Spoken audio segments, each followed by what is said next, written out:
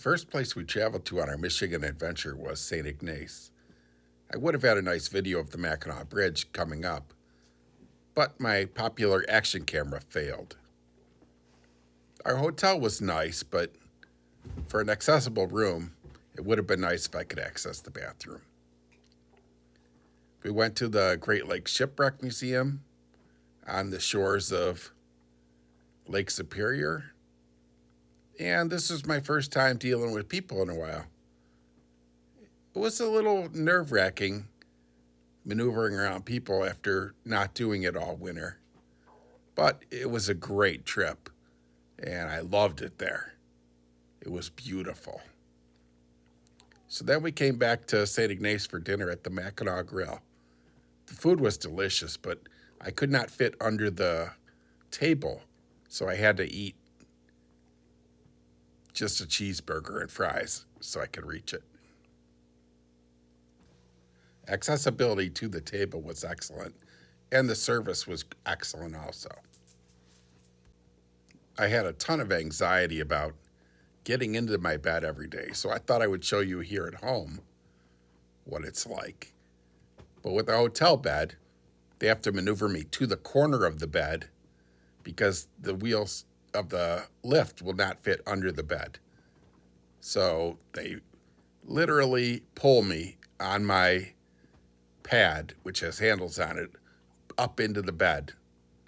It's not easy, and it causes a lot of anxiety for me. I also have to hold my wound pump the entire time.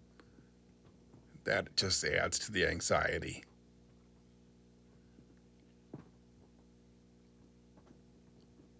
But they didn't have a problem with it. I'm so thankful for my caregivers. Also, if you were wondering, we don't use that large Hoyer while we're traveling. We have a smaller hand crank Hoyer lift that we bring along. It still takes up quite a bit of space, but it gets the job done. We then visited Tequamanon Falls State Park. And after a quick Jetboil lunch, we explored the trails. There's the lower falls and upper falls, and both are fairly accessible for me in my wheelchair. This is the most accessible state park I've ever visited. And hats off to Michigan for really thinking about us. It was not fun negotiating the pedestrian traffic, and it was quite exhausting. I was worn out after the day was over, but it was worth it.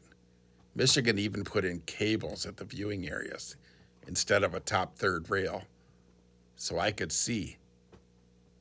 It was wonderful. Hats off to Michigan again. They even had accessible picnic tables in the eating area. We then traveled along Lake Michigan, but we didn't find accessibility was so good. The first place was closed because it was being stained, and then the others were all sand, so can't say nothing about that. The rest area was too rutty to travel in the grass, but we did see a bald eagle while we were there, so that was a bonus. Then we packed up to head south. We went down to Mackinaw City on the other side of the bridge.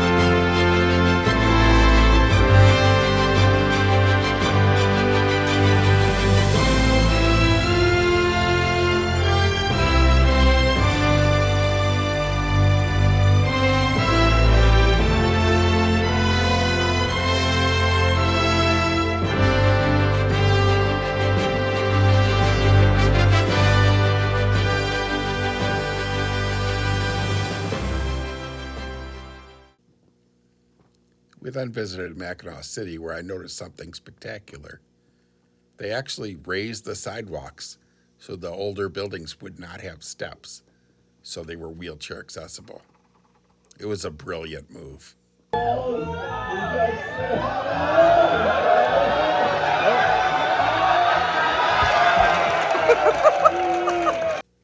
We had a great time at the Lumberjack show in Mackinaw City. It was accessible and everyone enjoyed it. I recommend it highly.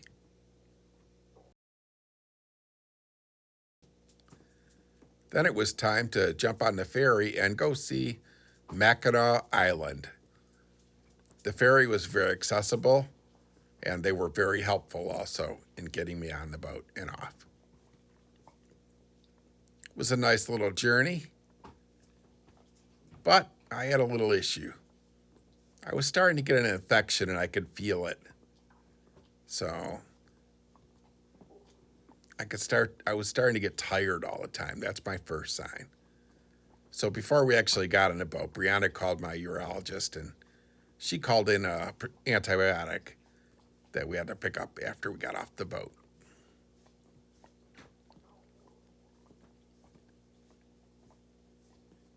As you could see, they were very helpful for me.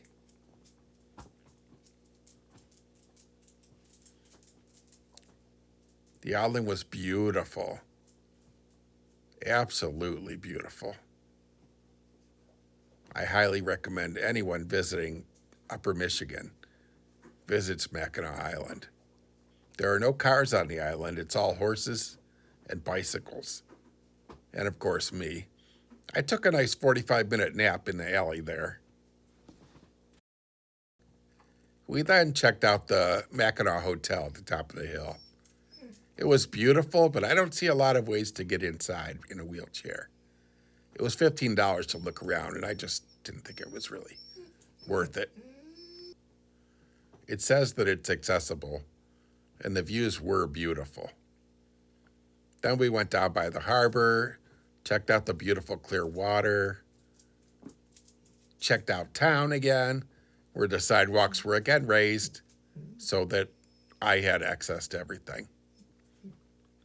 Then it was time for a nice hour nap in a park. After the nap, I was done recording for the day, wiped out. Sometimes all I could think about was being at home in my bed, my sanctuary. The next day we visited Frankenmuth.